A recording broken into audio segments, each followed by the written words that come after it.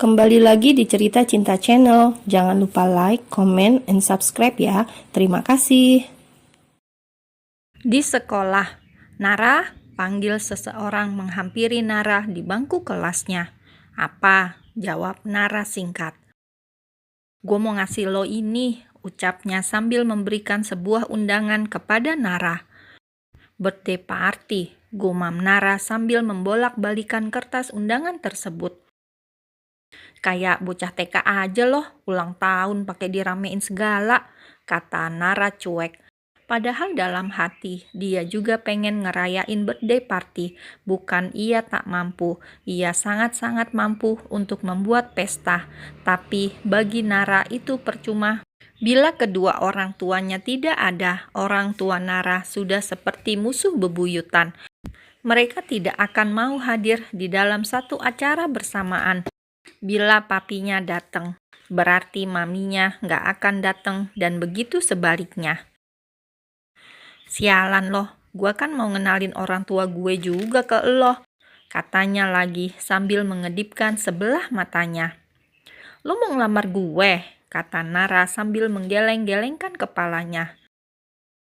Kalau lo mau, it's okay. Acara ulang tahun gue sekalian jadi acara pertunangan kita. Gimana? Ucapan ngawur itu keluar dari mulut manis Arka. Membuat Nara melengos acuh. Bukan rahasia umum lagi bila Arka mengejar-ngejar cinta Nara. Namun Nara hanya menganggapnya sebagai teman, tidak lebih. Karena Nara tidak suka menjalin hubungan dengan cowok yang seumuran dengannya, itu akan buruk baginya karena dua-duanya belum dewasa. Seperti kedua orang tuanya yang berakhir perpisahan, Nara tidak mau itu. Noh, ngomong sama tembok, ketus Nara membuat Arka terkekeh. Pokoknya lo harus datang. Lo tamu istimewa buat gue, ucap Arka lalu pergi dari kelas Nara. Nara membaca kembali isi surat undangan itu dan matanya sukses membola kala membaca nama panjang Arka. Nara segera menghubungi handphone Salsa untuk meminta penjelasan. Halo, sahut Salsa di seberang sana. Di mana loh? Kata Nara ketus. Boker, kenapa? Jir, lo mau begoin gue atau apa? Hah? Pekik Nara keras. Apaan sih lo? Gue tuntasin dulu lah urusan gue. Sumpah, mules banget. Ditambah denger suara lo, jir, makin mules gue. Kata Salsa lalu panggilan terputus. Setan emang nih anak, ucap Nara kesal. Jam pulang sekolah semua siswa menghambur keluar kelas, tapi tidak dengan Nara dan Salsa. Ada hal serius yang harus Nara tanyakan kepada Salsa. Apa sih Naraku sayang, kata Salsa merayu Nara karena Salsa merasa Nara sedang diliputin amarah besar. Jelasin, kata Nara sambil melemparkan undangan birthday party Arka kepada Salsa. Salsa mengambil undangan itu, lalu ia nyengir kuda.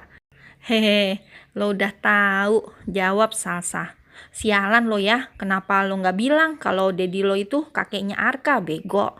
Pekik Nara keras karena di kelas sudah tidak ada orang lagi.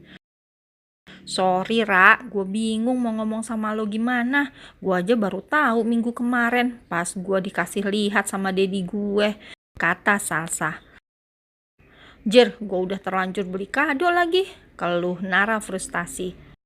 Gak mungkin gue kasih ke Arka itu kado. Mau ditaruh di mana muka gue kalau sampai itu kado nyampe ke Arka? Emang kemarin lo beli apaan buat kado? Tanya Salsa penasaran. Sempak, jawab Nara singkat dan datar, membuat Salsa terkejut. Sedetik kemudian Salsa tertawa terbahak-bahak. Otak lo isinya apaan sih, Ra? Ya kali ngadu cowok sempak, ucap Salsa sambil tertawa. Ya mana gue tahu kalau cowoknya itu si Arka. Gue kan cuma mau ngerjain lo, malah gue yang kena senjata gue sendiri. Setan emang, kesal Nara, lalu segera melenggang pergi meninggalkan kelas.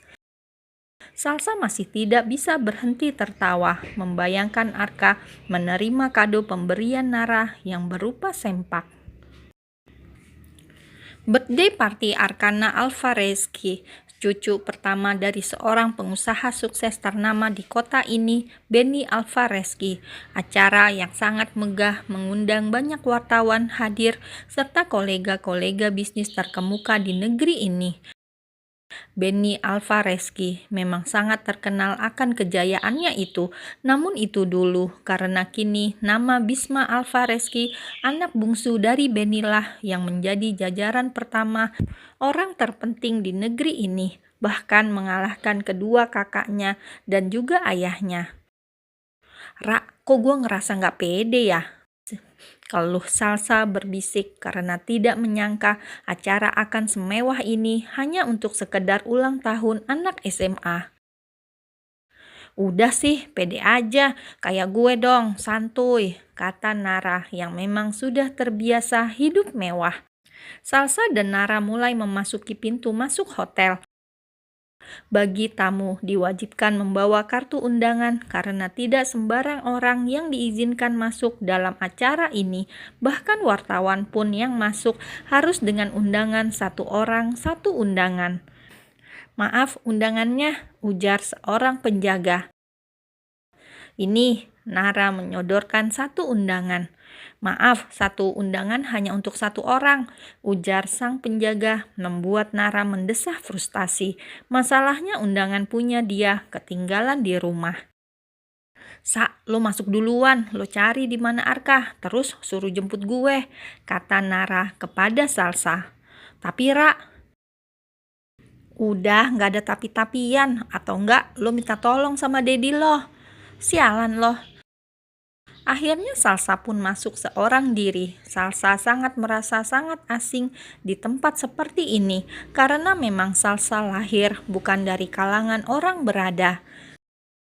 Nara masih tetap berdiri di depan pintu hotel sambil memainkan HP-nya. Sedari tadi ia mencoba menghubungi Arka namun nihil, tidak diangkat. Sialan emang, umpat Nara kesal. Apa gue balik aja ya? Males banget elah. Nara berjalan mondar-mandir hingga dirinya tak sengaja menabrak dada bidang seseorang sehingga membuatnya hampir terjatuh bila tidak segera ditangkap oleh orang itu. Dek, dek, dek.